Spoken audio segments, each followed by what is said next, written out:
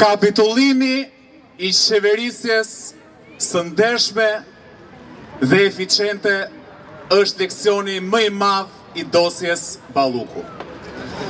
Në vend që të kemi konkurrencë në tendera, të cilat do të maksimizonin cilësitë dhe do të minimizonin kostot, në fakt kemi në operim vetëm principin e maksimizimit të shvatjes.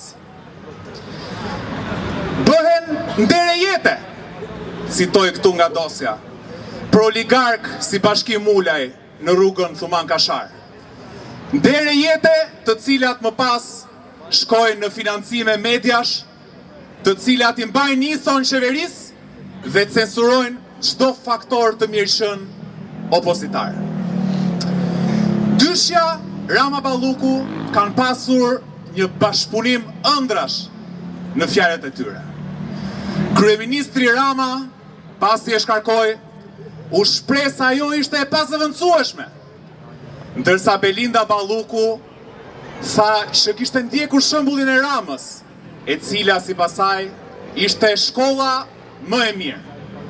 Tani miq, siç mund t'ju apresi mendja, këtu nuk bëhet fjalë për ndonjë shkollë mirë qeverisjeje, por bëhet fjalë vetëm për shkollën e grabitjes par excellence të fondeve të shqiptarëve.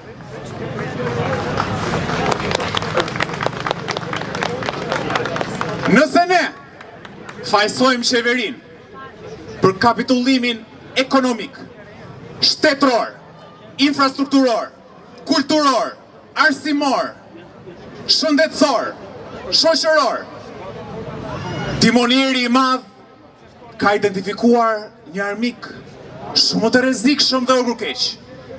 Pas plasjes së tupit në Vlorë, që la vlonjatët pa dush për vitin e ri, ai u shpreh se armiku ishte identifikuar dhe ai na ish syri I keq. Na tha që kishte plasur syri I keq bashkë me tubacionet në Vlorë. Dhe në fakt, unë mendoj që inspirimin e ka marrë nga një timonier tjetër I madh I historisë, Mao Zeduni, I cili gjatë hapit të madh përpara u shpreh se kishte identifikuar 4 armiq ogurzin të prodhimtarisë socialiste e përpasojë të revolucionit kinez. Këta 4 armiq të rrezikshëm na ishin harabelat, mizat, mushkonjat edhe mint.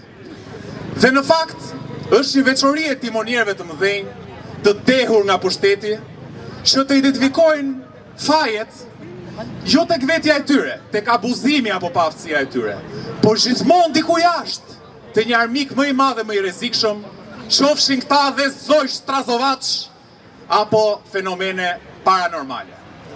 Ama miq, ne duhet jemi racional. E të qenit racional nën kupton që të identifikojmë se syri I vetëm I keq që operon në territorin e Republikës Shqipërisë është syri I keq I Edi Ramës. Ndaj këtij syri të keq ka vetëm një antidot. Dhe ai antidot nuk është hudhra në xhepa, por është mobilizimi masiv në rrugë, derisa të vijë dita që kjo qeveri